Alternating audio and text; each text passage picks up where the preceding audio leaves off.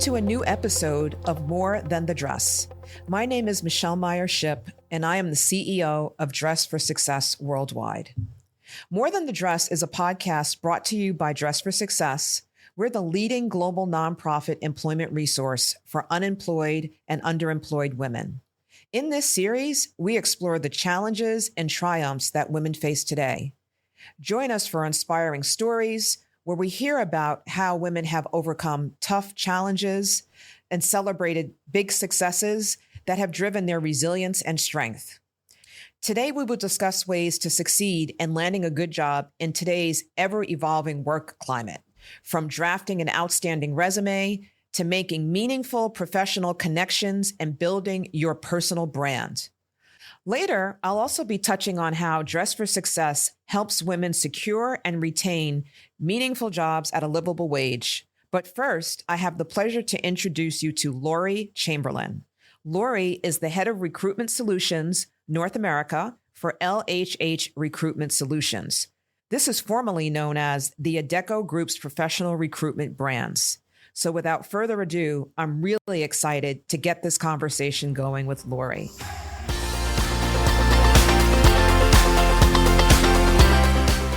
All right, everybody. Thanks for joining us today. We're really excited to welcome Laurie Chamberlin. Laurie is the head of Recruitment Solutions North America for LHH, and she is a partner of ours, and we're really excited to have this conversation. Laurie, welcome. Thank you. Thank you so much for asking me to join. So, Laurie, you spend a lot of time in your role helping people find jobs, and it's really aligned to the work that we do as we work with women every single day to help them find meaningful jobs at a living wage. So to that end, I'm really excited to spend time with you today talking about kind of best practices and tips to help folks in their job search. So I'm just going to ask you a couple of questions around that, and we'll just jump right in. Does that work for you? That sounds perfect. All right, cool. So how about a real quick basic one? And it may not be so basic in your answer, but like as we talk to our women, they often ask us how and where to look for a job. They don't even know where to start. So how would you advise folks as they sit down to think about the initial question of how and where to search for that job?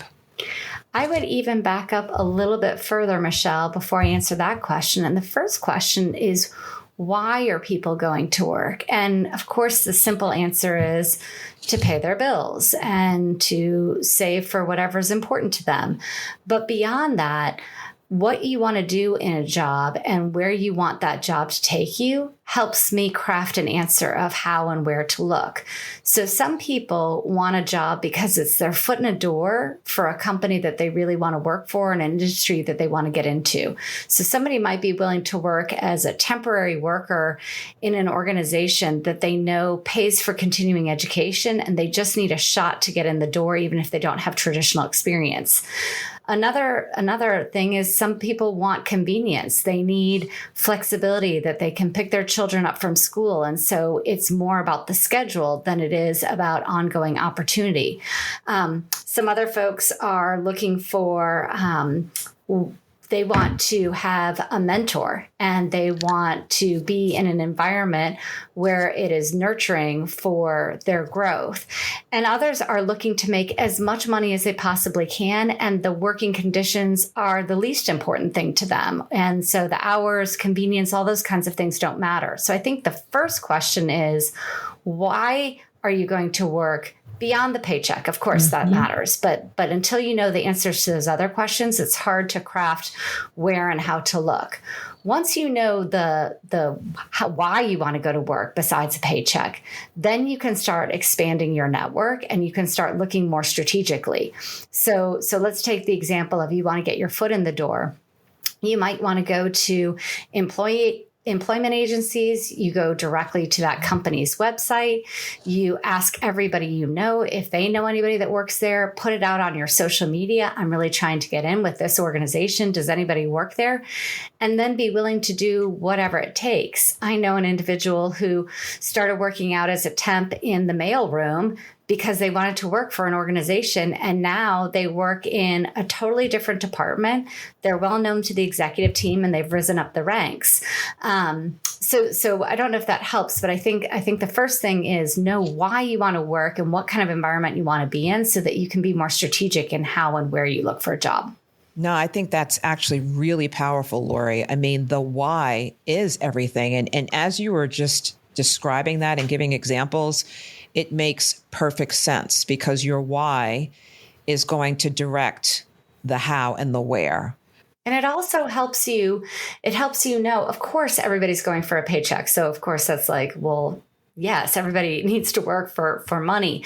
But I think much more than that, especially for finding meaningful and purposeful work, you want to ask yourselves, what kind of environment do you want to thrive in? And then you can say, all right, you know what, maybe I don't make as much money at this job, but it gives me these 3 other things that are really important to me that are going to lead me down the road I want to go. Thank you for helping us really think about the fact that we have to start with the why. Why are we looking for that job before we determine how to look and where to look? So once we figure out the answers to those really important questions, what does somebody need to think about when they think about their resume and how to make it really stand out? It's a great question.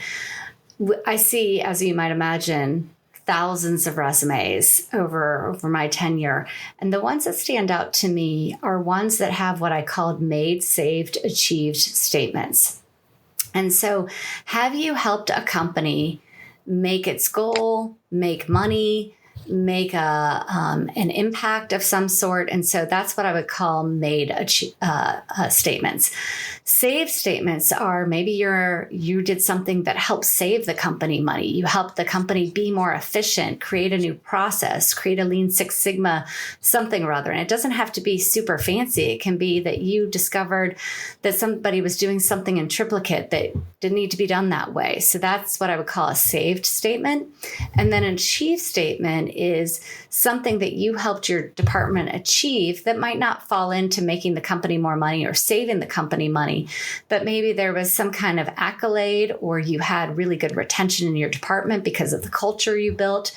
And so the resumes that stand out are ones that have made, saved, achieved statements. And those can be in anything. It can be maybe you were in childcare and you were helping more students get reading and writing than when you entered that childcare situation. So it doesn't have to be big and fancy for the next job that you want. It's just articulating that you have an impact on the organizations where you work. And then the second thing I would say is action verbs. If you start in your resume with action verbs versus passive. So saying things like, I was responsible for, makes you sound like you're waiting for direction and that your impact may be less, and that anybody could have done it because anybody would have been responsible for that. Whereas if you start with an action verb, it looks like you were proactive and you were the difference. You were the employee or colleague that was driving the impact. So those are the 2 pieces of advice I give everybody is, number 1, do you have some made, saved, achieved statements? And do you have action verbs versus passive? So give us an example of an action verb kind of statement. So an action verb, rather than responsible for compiling the budget, compiled the budget.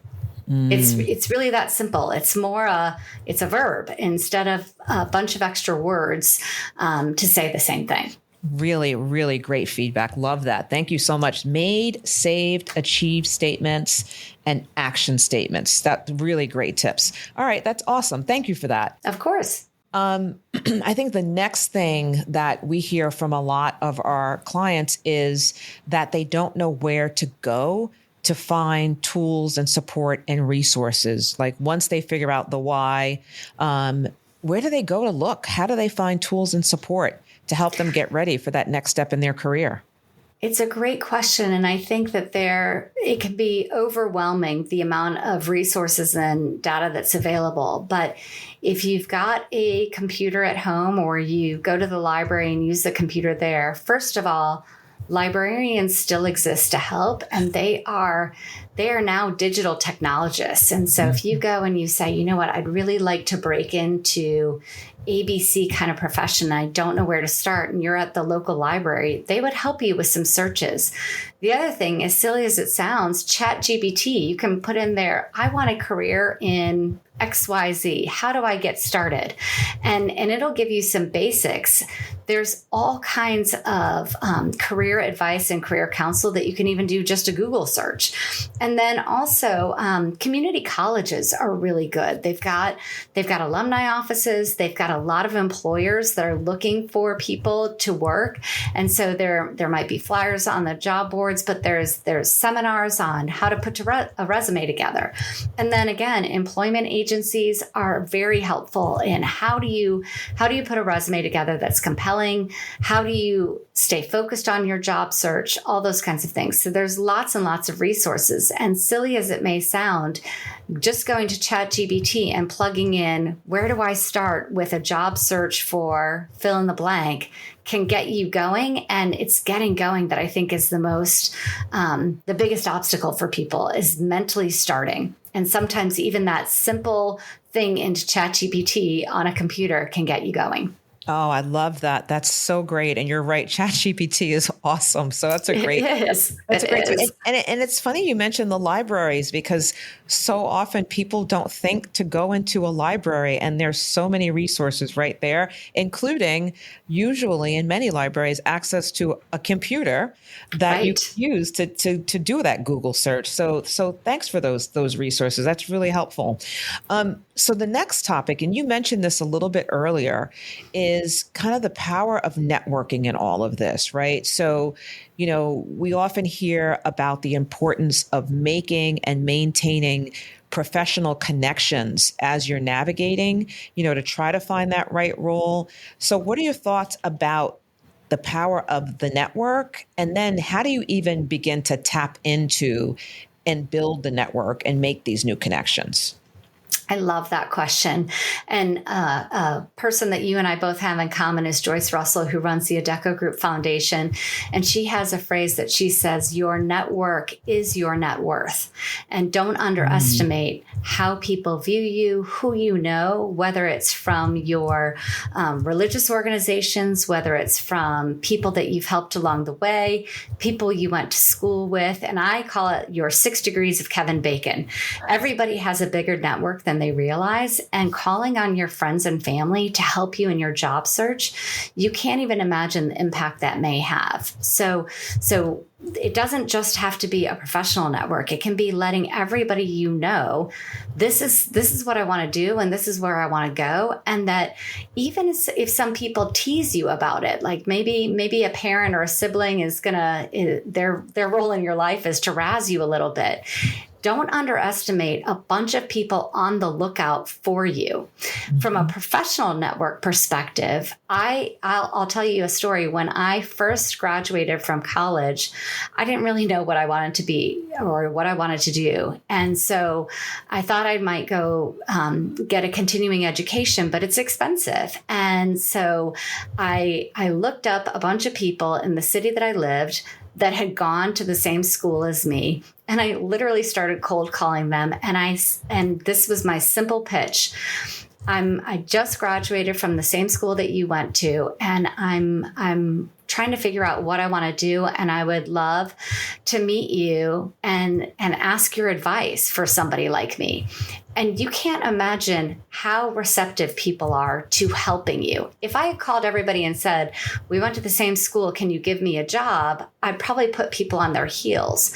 But saying, you and I have something in common, and it doesn't have to be education. It can be, again, someplace, a religious organization, a club, a neighborhood you grew up in.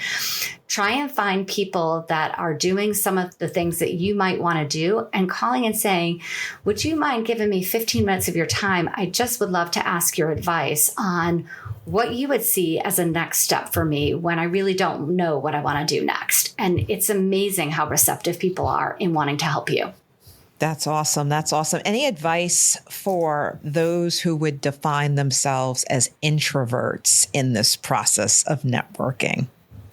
So, I have introverts in my family. I am an extrovert, and the introverts in my family have regularly helped me understand that introversion does not mean that you can't have a really constructive conversation. It just means that you want to be deeper and more introspective with the people that you talk to, and maybe small talk and big groups is not your thing. So I would say that for an introvert, it's the exact same thing. It's not asking you to hold a cocktail party or go to a networking event with 100 people. It's being very targeted and specific, and that will feel more comfortable than going to a large networking event and trying to meet people in a big room full of strangers. So I think there is still, the networking still works for an introvert. It's just more targeted and specific so that it feels safer. Awesome. That's a great piece of advice. Thank you so much for that. So the other thing that comes to mind for me as we have this conversation is so many of the women we serve, ask us questions around brand, like a personal brand and having a personal brand. Tell us your thoughts about the importance of that in this process, and then how one might even begin to start building their personal brand. I think one thing when people are in a job search, whether it's somebody who's really, really accomplished and wanting to do something new, or somebody who's trying to shift roles, or somebody who's entering the workplace for the first time, the biggest thing that comes through in personal brand is confidence. And so think about your favorite job. This is the first thing I ask job seekers. What was your favorite job? And I don't care if it was when you were a babysitter, when you were in high school. It doesn't have to be your most accomplished job. What was your favorite job? And I want you to think about that feeling in your job search so that you try and find that happy place again. So confidence is key for personal brand. The second thing I would say is that know what you're good at and highlight that. And if you are really good at talking to people, and you really enjoy collaborating, and you really enjoy being part of a team, highlight that. If alternatively, you're a really good, steady worker, and if somebody gives you a task, you will see that task through to completion, and you will come back and you will make sure it's perfect. That's something that you can make your personal brand. Alternatively to personal brand, I see some people say, kind of take me or leave me as I am, and it's almost like a chip on the shoulder. Think about where you've been given feedback by coaches, again, teachers, clergy, family members, of where maybe a take it or leave it approach in a job search is not the right approach, but authentically shining what you're really good at, and also downplaying some things that might be more challenging for you. If you're always running late, that is obviously not something you want to highlight, nor is it something that you want to say, they're just going to have to deal with me on that because it's just who I am. There's just certain rules of the road in the working world that you're going to have to do because you are being paid for the service of your employment. So equally important is the confidence in what you do really, really well, and figuring out how you're going to navigate some of the things that you've been given feedback on. And are you honest with yourself on those things so that they don't show up? Excellent. Really good. I like that a lot. In all of this, what do you think about folks having mentors and engaging mentors to help them through this process?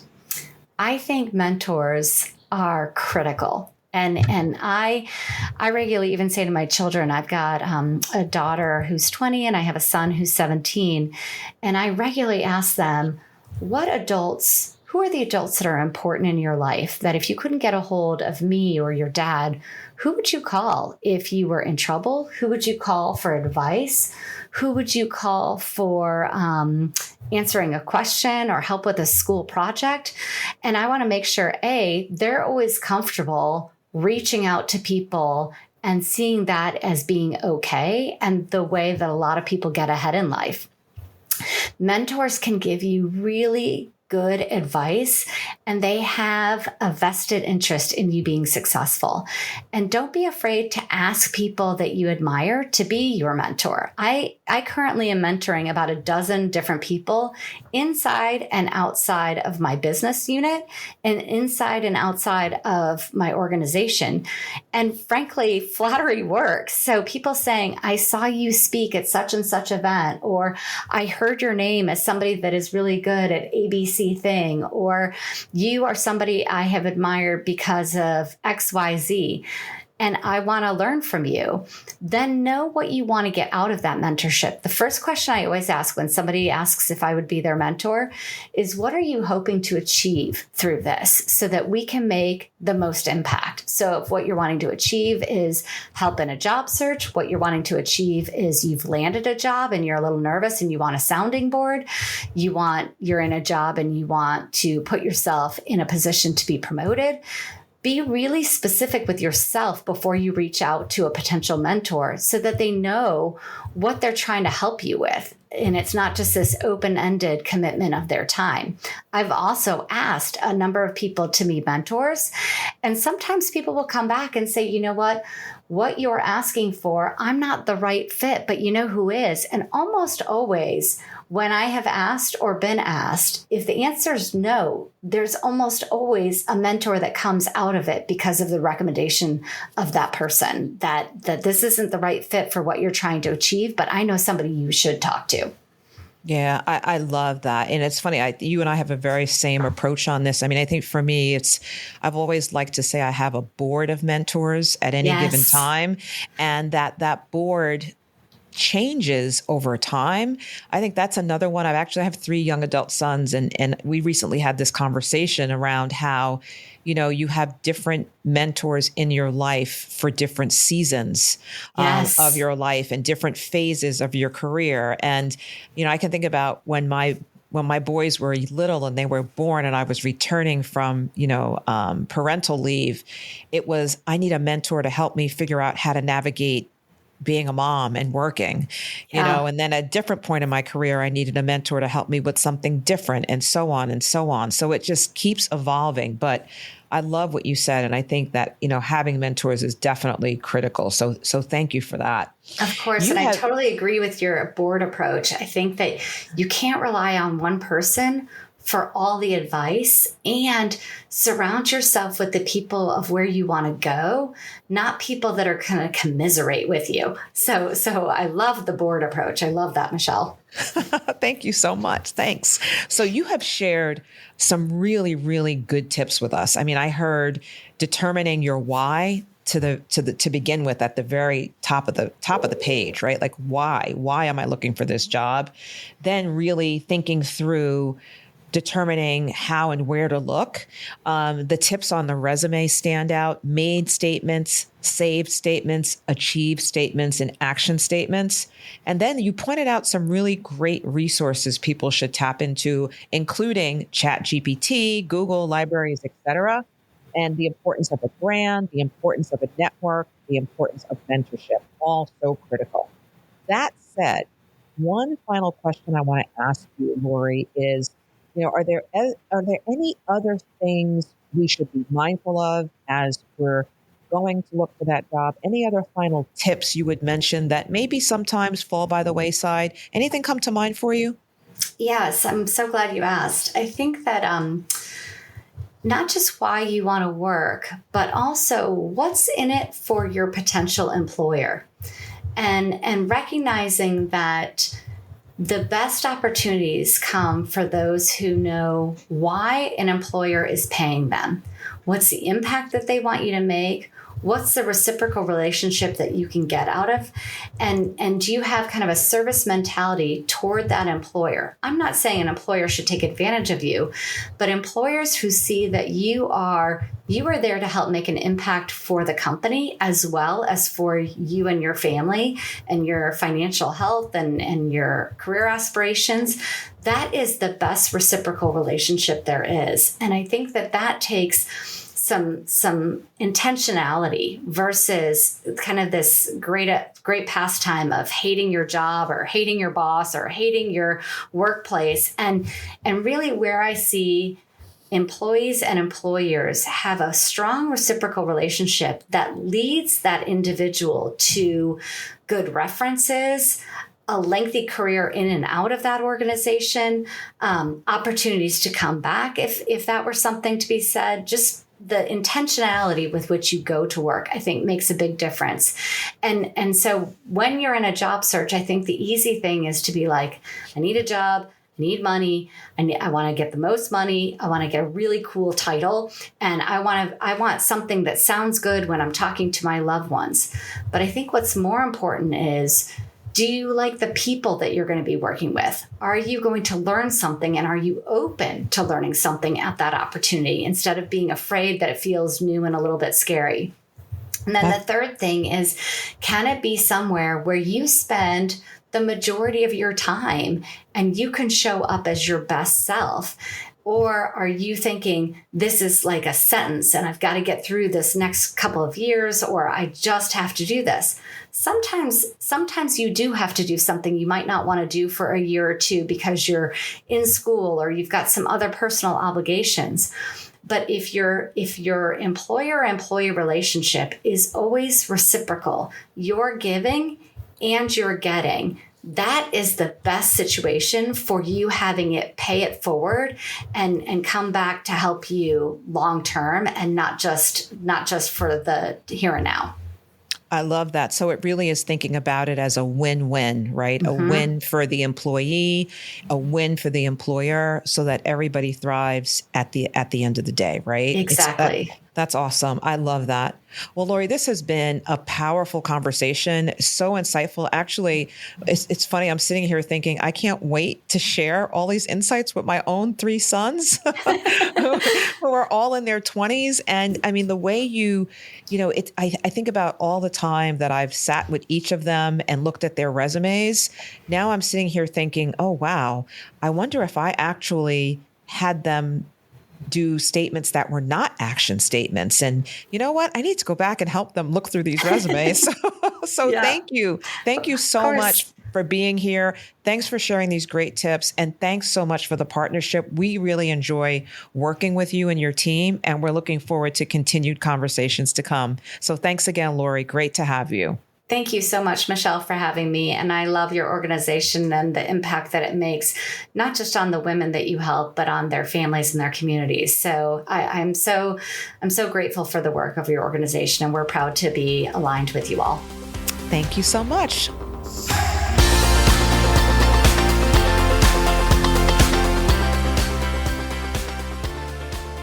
Many women come to Dress for Success to find the resources they need to find and land a job.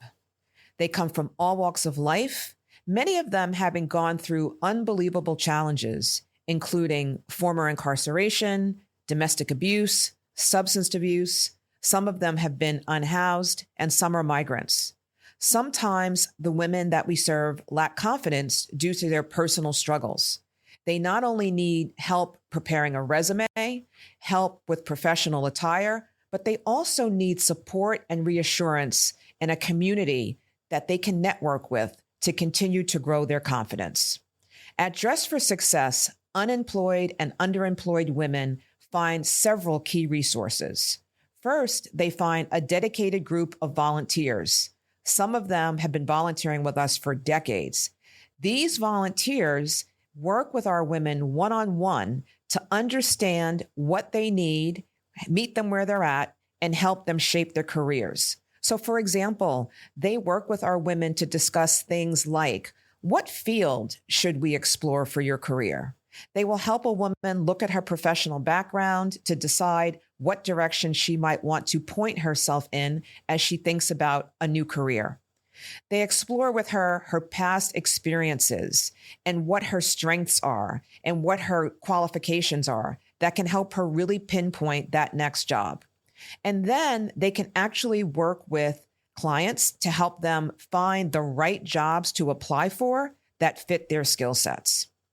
Through our affiliates, which are all over the United States and in fact, all over the world, they deliver programs that encourage women to meet and network with each other and also with industry experts and recruiters.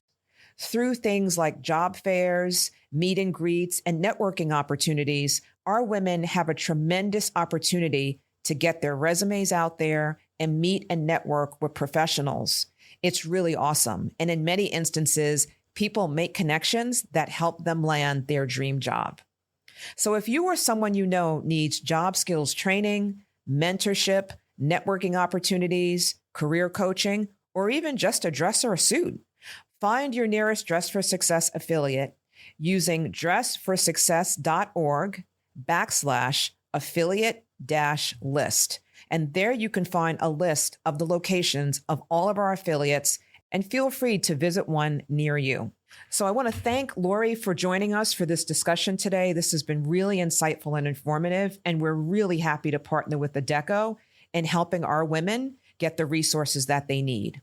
And I want to thank all of you so much for listening today. This has been another great episode of More Than the Dress. I really enjoyed the conversation, and I hope you all found it insightful too.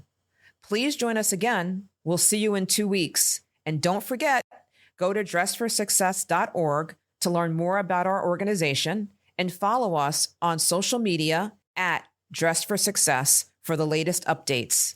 Until then, this is Michele Meyer-Shipp signing off. Thanks for being with us today. All the best.